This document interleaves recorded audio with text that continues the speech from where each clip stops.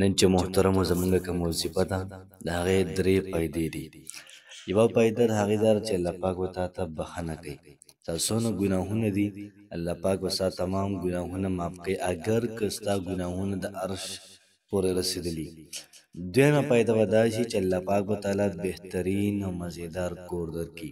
که ستا کور وړوکی دی الله پاک به تعالی ښه غټ کور درکړي. دغه رنګې ستا کور کم دی الله پاک به تعالی پراخه کړي. دغه رنګې د خپل کور مالکۍ به دی الله پاک. او دغه رنګې درېیمه فایده دا ده چې الله پاک به ستا په رزق کې برکت واچوي. که ستا کاروبار نشته الله پاک به تعالی کاروبار درکړي. که ستا رزق کې کمی دی الله پاک به تعالی رزق داسې واکوي. هغه رنګه ستا نوکري نشته الله پاک به تعالی د نوکرۍ انتظام کوي. ستا دیاړي نه لګي الله پاک به تعالی د دیاړۍ انتظام کوي. دغه رنګه په رزق کې ولې برکت وي. نو وظیفه یوه د محترمو فایدې پکې درې فایدې دي او درې وانه ډېرې زیاتې مزېدارې دي او نبي کریم صلی الله علیه و وسلم دا وظیفه دا موږ ته راښودلې ده. کوشش وکړو پخپله هم وکړو او دغه رنګې ملګرو سره هم شیر کړو. بسم الله الرحمن الرحیم. شروع کوم د ډېر زیات بخښونکي او د ډېر زیات مهربان رب په نوم باندې. زه ګواهي ورکوم د دې خبرې چې د الله پاک نه علاوه د عبادت لایق بل څوک نشته. نبی کریم صلی الله علیه و وسلم د الله پاک بنده د الله پاک رسول دی. نن چې محترمو زمونږ کوم وظیفه ده ډېره زیاته د کمال او ډېره زیاته عظیم شانه وظیفه ده. ځکه نبي کریم صلی الله علیه و وسلم یو حدیث مبارک دی او دې حدیث کې چې کوم الفاظ دي دا کو تاسو وویلې انشاءالله العزیز انشاءالله الله پاک به ستاسو دنیا او آخرت دواړه ښایسته کړي. لومړی خبره پکې دا شو چې الله پاک به ستاسو له بښنه وکړي. انسانان ډېر زر ګناهګار دي. هر چا ته خپل ګناهونه نه ښکاري خو دا ډېر زیات دي دومره ډېر دي که چېرته حساب کتاب راسه کو نو کیدای شم خطا شو پکې. ګناه سوا ده او نیکۍ نه سره شته نه. که یو سړی نیکي وکړي یا یو زنانه نیکي وکړي خو بیا د هغې نه بعد ډرامو ګوري یا ګانې وانې ګوري یا د هغې نه بعد غیبت وکړي یا دروغ وایي بهتان ولګوي الزام ولګوي په چا باندې یا بل څه وکړي نو چې کومې نیکیانې کړي هغوی څه په ځین باندې غله وکړي. نیکي کول اسان دي خو بیا ساتل ډېر زیات ګران کار دی. د لومړنۍ فایده دا شو چې الله پاک به زمونږ ګناهونه دا به معاف کړي. ګناهونه هر څونه سوی الله پاک غفور رحیم دی بخښونکی مهربانه دی تواب دی توبه قبلونکی دی.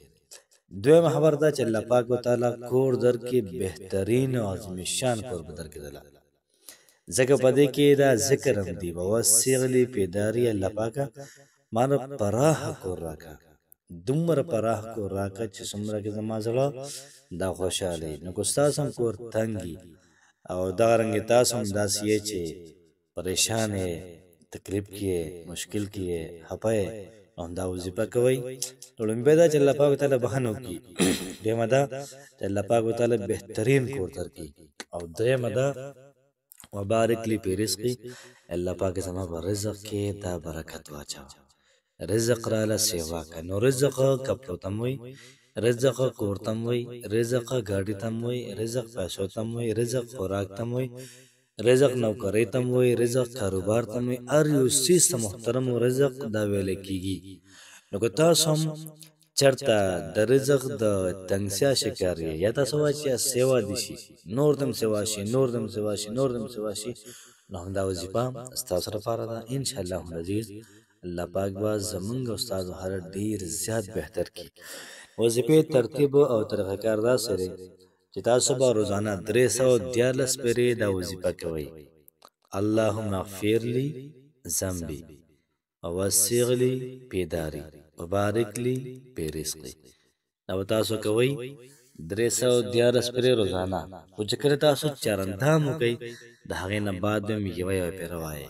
سهار د چارندام وکړو یو پېره ووایه ماسپښین مازدیګر ماښام ماخوستن اللهم اغفر لی ذنبی الله پاک زما ګناهونه معاف کا او وسع لی فی داری الله پاک کور راله پراخه راکړه پراخه یې کړله وبارک لی فی رزقی الله پاک زما رزق کې برکت واچوه.